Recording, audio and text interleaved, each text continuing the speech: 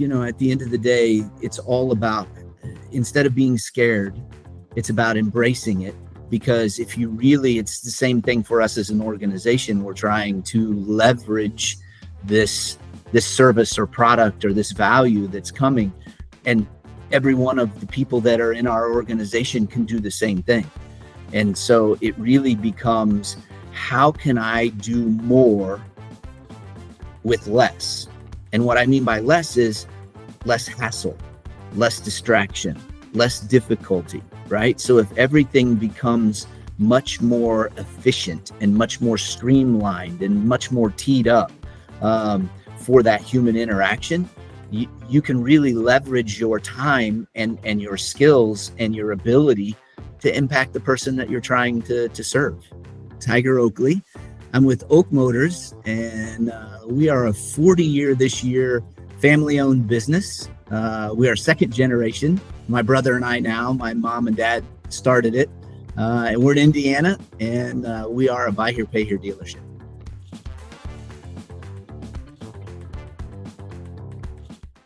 We published quite a few articles around technology, and obviously with how industries flow, AI has been top of mind. We have a lot of fantastic writers who really live and breathe it. But I was so excited to get your article because I thought, here's a really honest account of what it's like to have that heritage piece that you grew up with, but also be really committed to forward-thinking technology and how you're going to integrate it. Your whole article is about lessons from the AI frontlines of a buy here, pay here dealership. And I don't want to ruin it with a sort of spoiler alert at the beginning, but there were some very hard lessons learned. And I'd love to sort of talk to you a little bit about that. Sure. Your first AI experiment didn't go as planned. It failed quite quickly after the launch. And that's also why I wanted to talk to you, because I think there's a lot of content out there that's very much like, AI is amazing, it's going to do this, it's going to do that. And your article is really an honest account of you're committed to it, but things didn't go as planned. What do you think is the most important lesson? Most important lesson is to really understand what you're trying to accomplish, and really give the vendor that you're using or the programmer, whoever it is, a clear expectation of what they're trying to accomplish, so they can understand what you're trying to do, what you want it to do. And then at the end of the day, stay committed to it, understand what the timeline is, and be able to evaluate it honestly. And if it does work, great. And if it doesn't work, then you need to either tweak it, or in our case, we had to kill it. Did you expect some form of friction? Because obviously you've been in the business a while, you've dealt with technology partners. What were your expectations? Well, I think our expectations were fairly high because our request was rather limited. It wasn't like we were trying to take on a huge project. It was really, can we move the needle?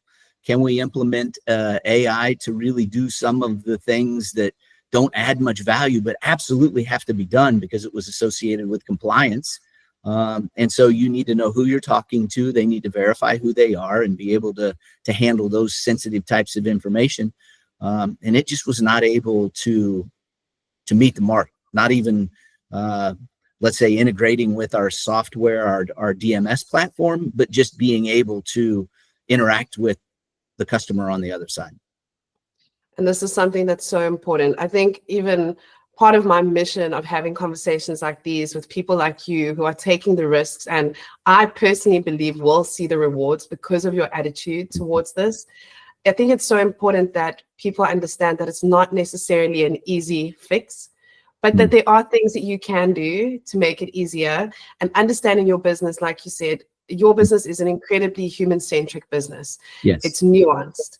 Yes. I've spent some time with you before. We've discussed how it is that you help people get to work. You change opportunities. You create opportunities for families. And it's not stock standard. There is a lot of thought and process and nuance, I guess. Where do you see the line between what AI can do and what remains still very human in terms of your business specifically?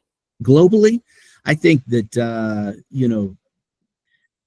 we talked about it before. There are a lot of tasks that are repetitive in every department and in every process. And if we can use AI to not only get us consistency, right, but an improved performance, reduced cost, and then we have the people that need to deal with people.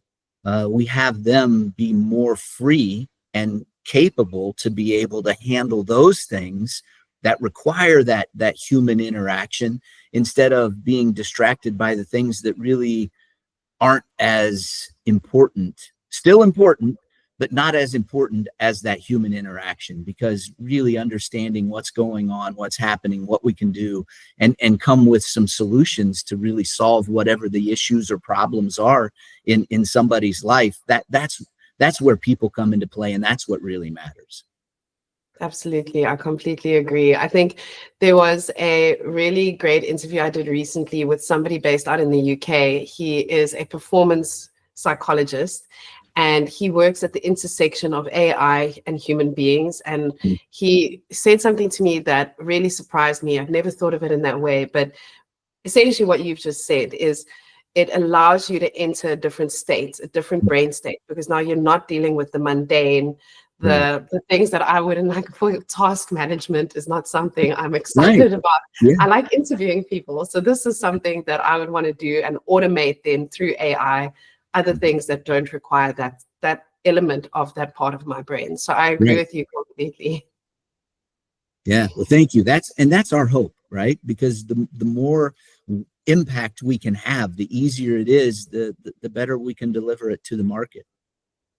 Exactly. I want to speak to you a little bit about vendor selection.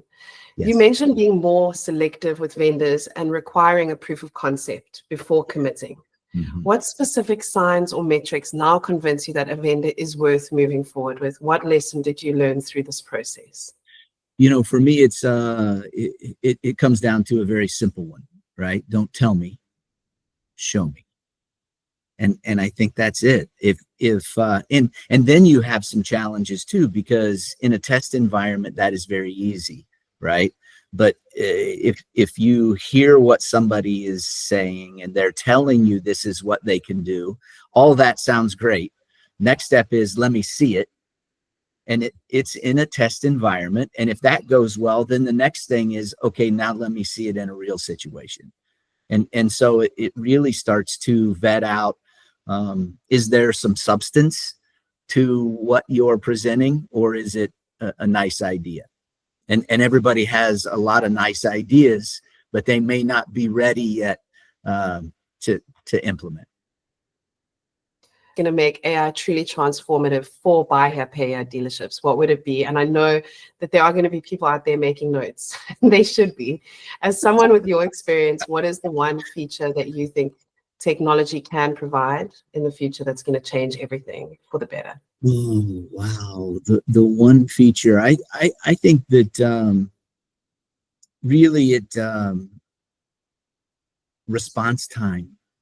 What we can do, right? It's if AI can deliver to that point, that teed up situation to where you're on, right? And this is now the customer in front of you, and we have that human interaction and that human experience without all of the other mundane things that need to occur by us prior to that. That really is revolutionary. And it's convenience on the customer side, it's ease on the customer side, but it really is the same thing on the organization and those that are trying to serve their customer. It's convenience and ease, because those other things have already happened and happened consistently, and the boxes are checked and what you're dealing with. I think providing a solution that goes across the board can be challenging.